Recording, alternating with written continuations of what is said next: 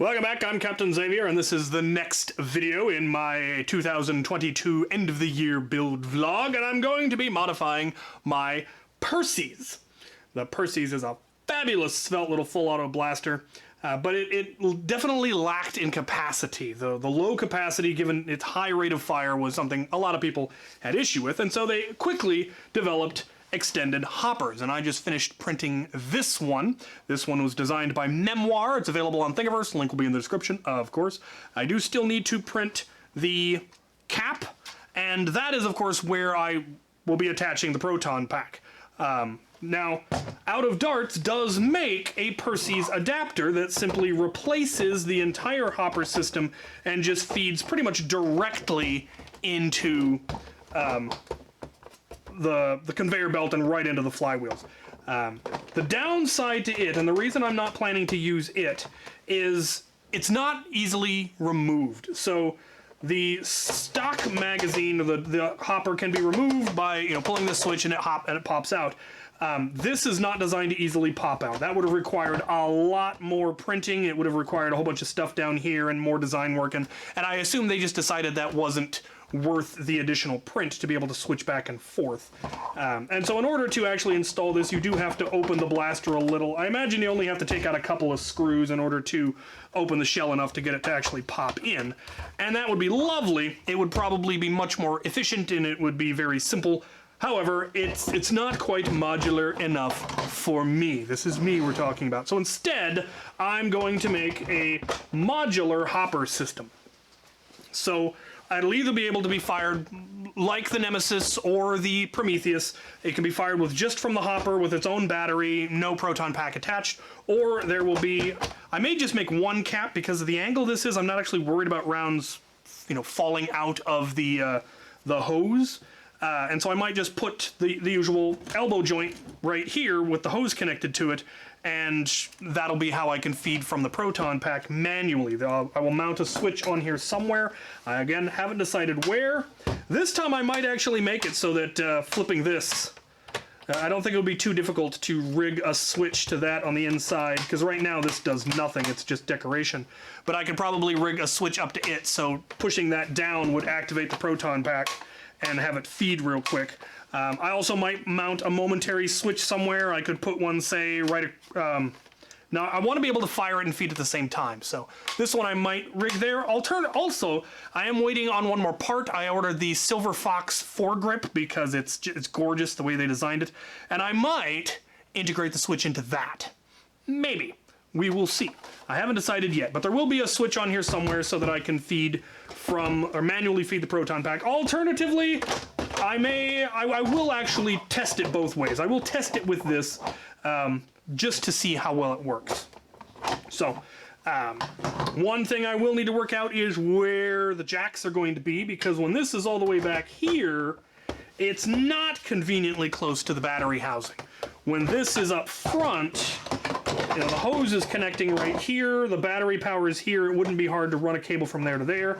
I haven't decided yet how I actually want to do this, if I want to do a surface mount like I did on the Chaos. There's plenty of places that I could easily do that. The easiest would probably be back here. Maybe. We will see. I haven't decided yet. We're gonna be tinkering and making this up as I go. I am also going to paint it. Which, given that it is cold and damp, is going to take a while, which is not a problem because certain parts haven't arrived yet or I haven't even printed them yet, so I have time. This will probably be one of the later videos in this series. So we're going to go ahead and get it open, get it taken apart, scout out maybe where I'm going to put stuff, and then start the paint process. So here we go.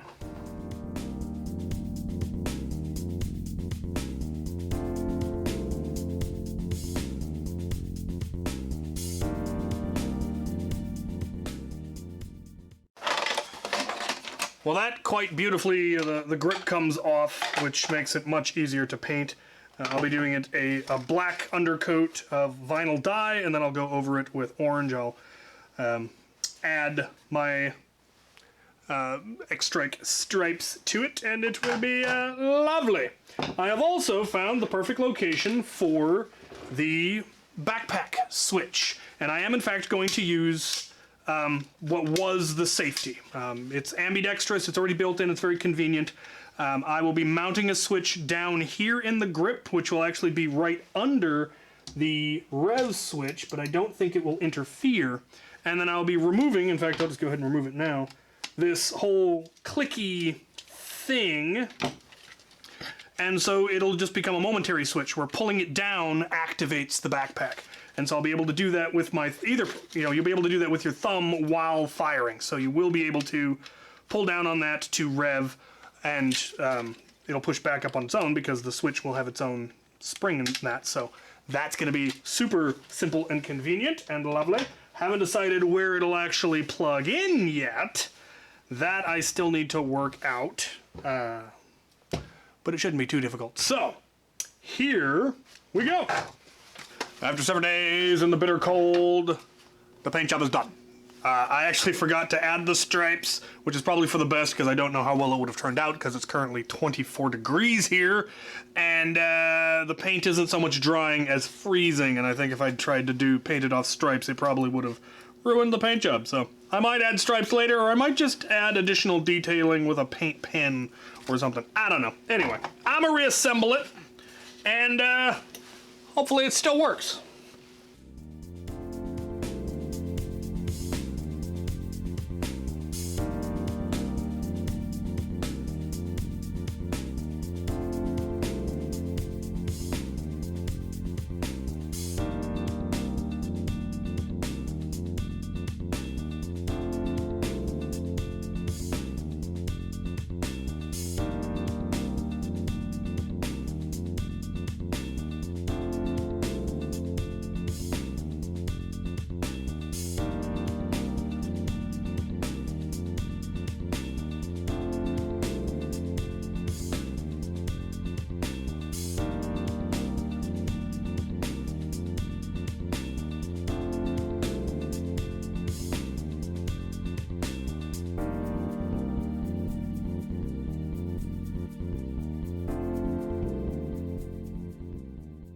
It is done.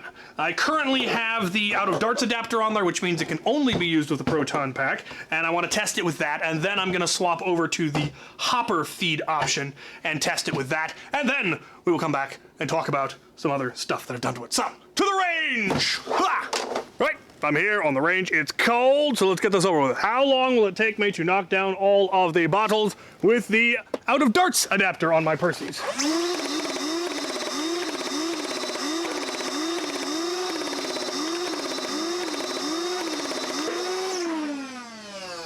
Not too long. That is really nice. Let's get some ping real quick. That is a beautifully consistent rate of fire. Now, let's switch over to the hopper option and see if it is as consistent. Field surgery! And now, with the extended hopper and the manual activation, let's see what kind of consistency we get now.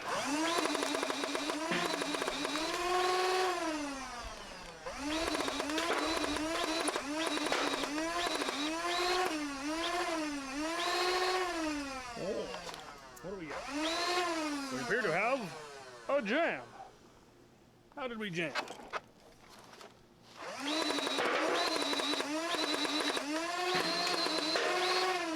Running low on ammo. Come on.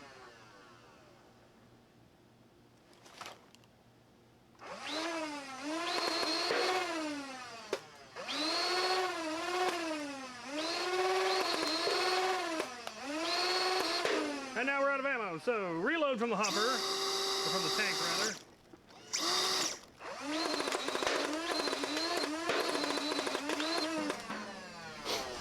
Well, I was right. It is less consistent. I'll have to look into seeing if people have come up with ways to deal with that, because there's no agitator anymore. The other hopper-fed ones had agitators. Let's go for some ping.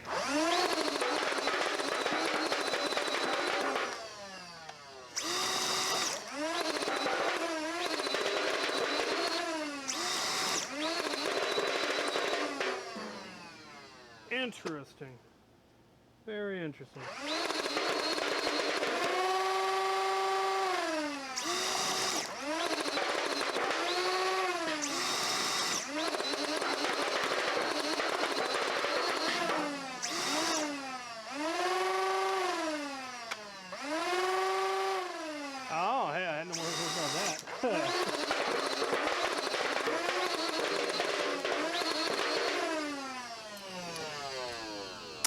something fascinating has come up. I'm gonna go clean this up, we'll talk about it.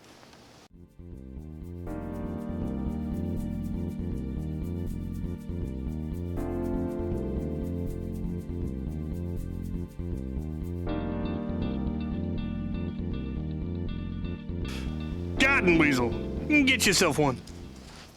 Right, well, I did say that the direct feed was going to be more consistent and more reliable. I was not expecting it to be that much more consistent and more reliable, or to have that much higher of a rate of fire. And to the point that I was slightly tempted to actually stick with that configuration. But the whole goal of this series is to be able to switch between being Proton pack fed and non-Proton pack fed easily, and this does not have that option. It definitely doesn't have a toolless option because you have to take out screws to get it open, unless you left the... Now, you wouldn't want to leave those screws out. They're actually somewhat structural. Whereas this one, I can easily switch back and forth whether or not it takes a Proton pack. And so the obvious solution was I immediately went and ordered another Perses. Oddly enough, I only had the one that I know of. So I have ordered a second one, and I will be installing that and having it permanently installed because it's lovely. But that's not what we're going to be doing today. We're going to be using this one. So let's talk about the gizmos that I have added and some of the upgrades that I made. So for added gizmos, I have the Silverfox forward grip.